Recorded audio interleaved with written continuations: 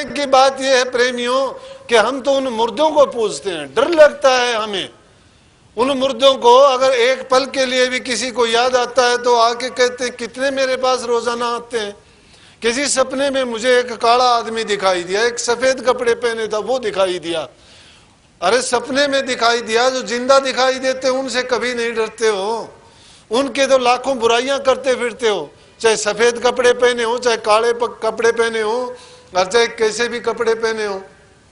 मरे हुए जिसमें एक तत्व है उससे 5 तत्वों वाला डरता है, कमाल की बात है। निर्जीव के आगे सरजीव नाचता है, निर्जीव आगे सरजीव नाचे, बाजे तंबक तूरा, चेला आगे गुरु नाचे, रस रस देखा पूरा। ये इंसान खुद मिट्टी की बनाता है। जिस तरह औरतों के बारे में, ये औरतें कार्तिक में जब स्नान करती है ना लड़कियां, तो एक या बाद में कब पता नहीं है कोई त्योहार होता है इनका होई का, एक बना लेते हैं गुड़िया सिर, उसको फिर पानी में तराते हैं। और जब जिसको संतान नहीं होती हाथ जोड़ के उसके सामने मत्था रगड़ के कहती हैं कि होई माता मेरे को लड़का देना। तो क्या कहा कि उसके बारे में यूं कहा समझाने के लिए महापुरुषों ने कि आप पे लीपे, आप पे पोतर, आप पे मांडे होई, दीवारों पर उसकी तस्वीर मांड ले। आप पे लीपे, आप पे पोते, आप पे मांडे होई, होई धोरे छोरे मांगा कलरांड कित खोई। खुद मरा के खुद उसके आगे माथा रगड़ के मांगती है।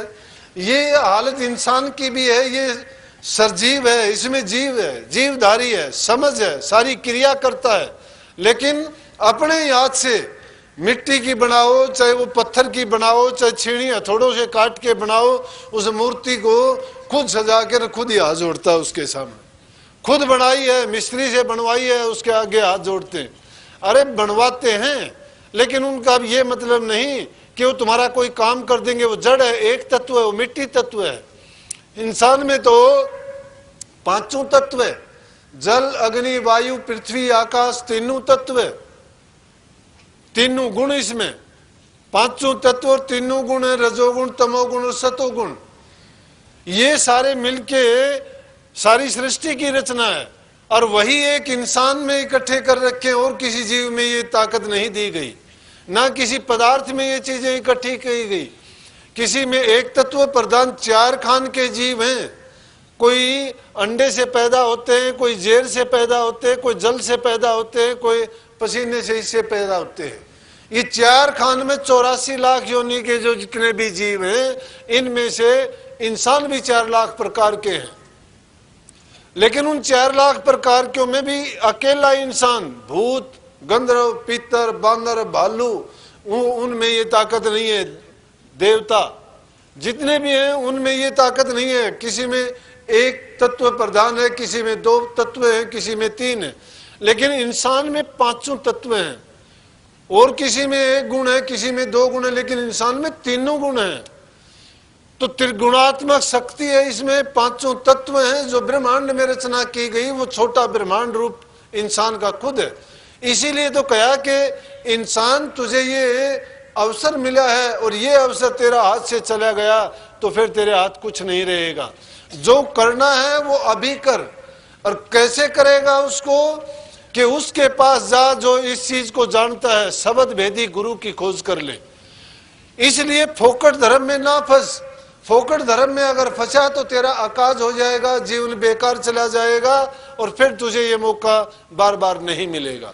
अगर किसी पूरे गुरु की शरण मिल गई तो वो तुझे निहाल कर देगा, वो तेरे जन्म जन्म के पापों से मुक्त करवा देगा, तुझे वो रास्ता देगा और उस रास्ते पर चल के करना तुझे पड़ेगा।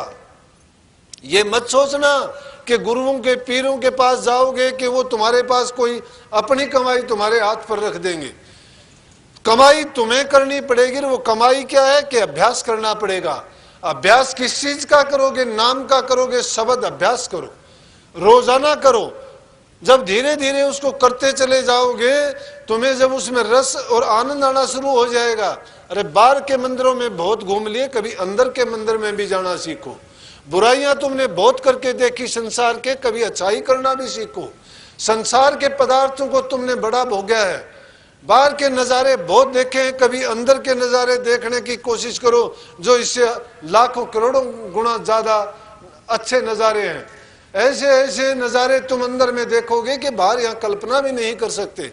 लेकिन हम तो बाहर के देखने के लिए कष्ट उठाते हैं, दुख उठाते हैं, भागे फिरते हैं और उनमें वो आनंद नहीं आता।